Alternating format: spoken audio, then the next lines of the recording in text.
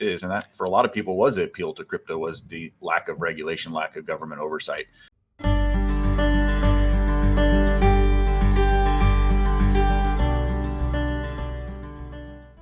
Got the FTX situation going on in cryptocurrency land, and obviously bleeding over into clients' questions and the markets. Anybody want to tackle what's going on there? And we're gonna try to dumb this down. Again, this is a lot of finance and a lot of things that happen behind the scenes with rules and regulations. But we're gonna try to make it as concise as possible so everybody can understand a little bit what's going on with the FTX cryptocurrency exchange. Now, I'll tell you what, though, I'm excited for the Netflix special that's going to come out on this one. This is going to be nuts. I mean, this can be nuts. There's, for anyone that monitors, Twitter or the crypto market or whatever, this thing is absolutely blowing up. But I would say for our average demographic, our average client, and they might have seen a headline here or there on the news, but this is not specifically related at all to any of their investments. This has nothing to do with the stock market, the bond market, the cash market, the et cetera market. This is purely just into the kind of the wild west of the new exciting crypto blockchain technology. And you've got a nefarious team. Many people that I follow in the community, they're kind of comparing this to an Enron event, where people were taking advantage of a situation and committing fraud. They were using their accounts. And they were a market maker, and basically think of it like this: they were a market where you could buy and sell cryptocurrencies, and they were using those assets not only to lever and to borrow against client assets, but then they committed the cardinal sin where they actually took some of the client assets to pay off other debts and send it over to other hedge funds and things like that. Long story short, the CEO and founder, Sam Bankman, help me out. Fried. Bankman-Fried, yeah. He's probably figuring out which country of non-extradition he's going to hide out in, but it's going to be headlines for a while. Yeah, and I think one of the things there too with the cryptocurrency and how volatile it is. Everybody's seen the volatility. So one of the things was they were using their own token as collateral. So you're using your own token as collateral that then he's loaning funds to a hedge fund that he also owns. So there's a lot of self-dealing and commingling here. Again, everyone understands. I think everyone understands that crypto is pretty new, pretty infant asset class, and it's highly unregulated. And these kind of situations will bring more regulation in the future. But it's why just jumping into something, both feet, and this is going to replace all my stock bond investments because crypto is the future. It may be the future, but it's not the present. It's going to take some time to develop. Well, and I think this is a learning lesson for people too. I mean, so many investors out there, we get jaded by what we see on social media, and everyone's looking for the get rich. And they heard about one person that made a fortune by investing in this one-off cryptocurrency that doubled overnight, and oh gosh, that could be me too.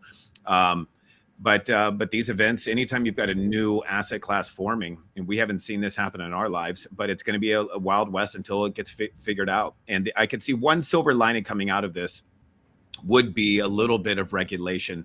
There are probably corporations and businesses and other high net worth individuals that probably can see opportunities here, but don't want to put a business risk into what I've been referring to as kind of like the Wild West. They want to see a little bit of guidance, a little bit of reform.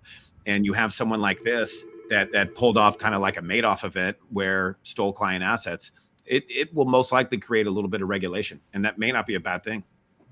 For sure. There's actually a great clip with Warren Buffett and Charlie Munger. And listen, I get they're old and a little bit old fuddy-duddies, right? But they're super smart and they've made a ton of money. And them talking about cryptocurrency is just classic because but they do hit the nail on the head. I mean, it's an infant asset class. You get all these people in. We've seen many things that I've watched a ton of stuff on cryptocurrency, and the experts that I've listened to believe that 90% of these coins are going to end up worthless. Right. You got all these coins in the market and Dogecoin and they're based on nothing. They don't. And again, what Buffett said was it doesn't produce anything. It's purely speculative. You're buying it because someone else wants it. That's the only value there. So, like I said, this market will shake out. But I think the question that everybody wants to know, at least would be listening to this, and I'll let you tackle this, Chris. Can this happen to my assets at Schwab? Same thing happened to FTX. Well, and so the lesson's the same. I looked it up the other day. So it's been about right at 14 years since the Bernie Madoff thing, right? That was late in 08, December-ish of 2008. And the same lesson is there. There's a big difference between an institution that takes your money and uses it sort of in whatever fashion they want, and a custodial relationship. And so this question's even come up this week.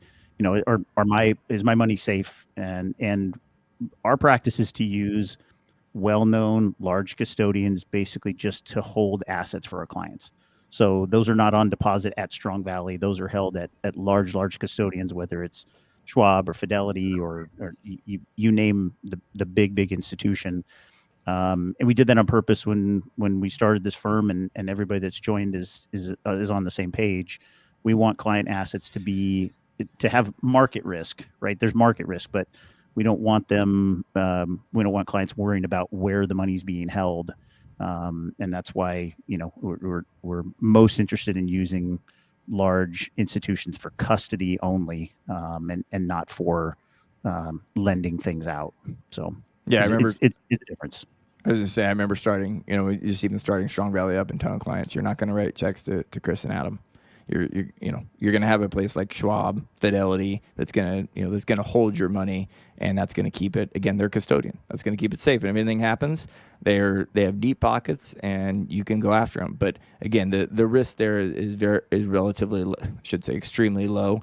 It's not at all like the FTX situation, but again, when you only have a little bit of information, it seems like that could happen with your assets. Well, aside from just a big name that's recognized too, like Schwab or Fidelity, it's also the regulation. We just talked about how unregulated the entire crypto space is, and that for a lot of people was the appeal to crypto, was the lack of regulation, lack of government oversight.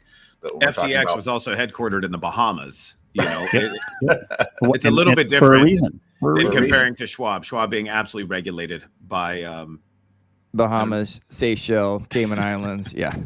little bit. There's a reason for that. But So you want to talk? So the Securities and Exchange Commission really oversees these custodians. And there's, I'm not going to talk about insurance, but whether it's SIPC or any of those, but it really is for soundness of the custodian. And we've seen situations, again, going back to financial crisis, where large, the Lehman as an example, failed. Right. And so people that were invested in Lehman as opposed to invested at Lehman were handled very differently. If you owned Lehman shares, bonds, et cetera, you were invested in that company versus if you were part of a private client group there that had custody there. I believe Fidelity got all of the Lehman private client stuff. And so you had a new account established at Fidelity within a very short period of time, and you got a notice that your shares of General Electric or Amazon or whatever were just held at a different custodian. So you still had all the shares and all the rest of that, but they were just set up in a new custodian. So there's an orderly way that custodians failing is handled, and that's a really, really good thing for our folks. Yeah, and that kind of goes back to the whole. We always have this discussion with clients about being invested in the bank. You put money in bank deposit, which we just talked about. I mean, you're invested in the bank. You give the money to the bank, they turn around and loan it back out in the forms of loans, and that's how they make money. That's why FDIC insurance exists, because the government is protecting your money in case the bank goes under. I mean, there was a time where that didn't exist, and we saw big issues. So that's why, and that's why the question always comes up about FDIC insurance, and then inevitably people don't understand the difference, and they'll have the same question about a Charles Schwab or a Fidelity, a custodial relationship. Was there FDIC insurance? Well, no, because you're not depositing your money into Schwab and allowing them to loan the money back out. It's a custodial relationship. So two different types of relationships. Chris just explained the custodial relationship, and it's quite different.